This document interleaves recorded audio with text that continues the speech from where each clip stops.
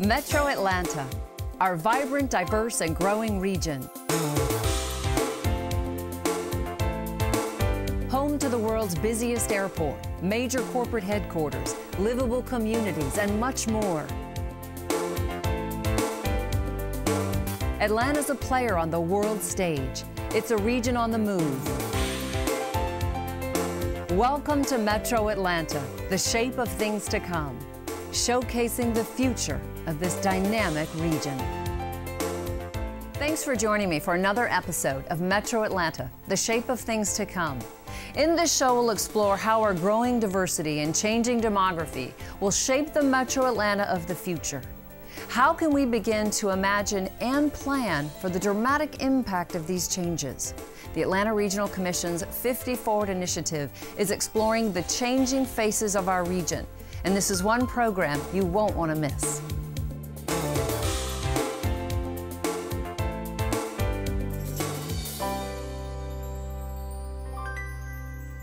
Not only are we growing more diverse each year, but the baby boomers are getting older, and a large group of young millennials are about to enter the workforce. The changes ahead will be dramatic for one of the fastest growing regions in the country. Hello, Atlanta. Xin chào, Atlanta. Assalamualaikum, Atlanta. Assalamu alaikum, Atlanta. Hola, Atlanta. Bonjour, Atlanta. Metro Atlanta is a vibrant and international city with a history and culture of opening its arms to embrace the world. From cradle of the civil rights movement to host of the Centennial Olympic Games, Metro Atlanta is a place that values diversity. Whether it's broadcasting news from around the world on CNN or greeting the millions of travelers who fly into the globe's busiest airport, we have a welcome mat out to the world. And during the next few decades, as the world continues to come, the face of our region will change even more profoundly.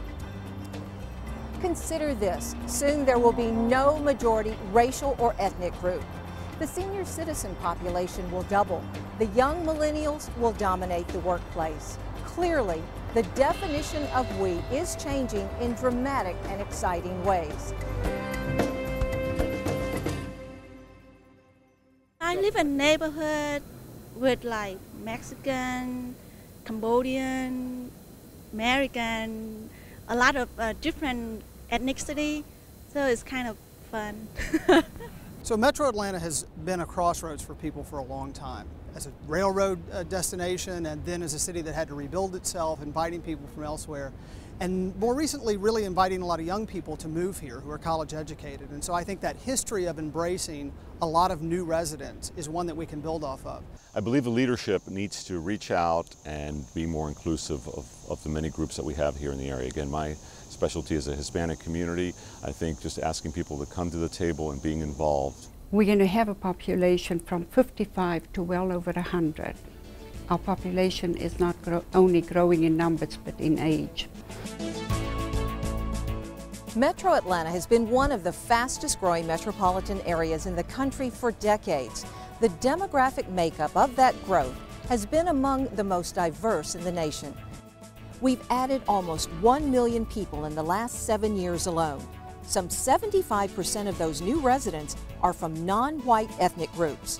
Between 2000 and 2006, the Atlanta region's African American population grew by 31%.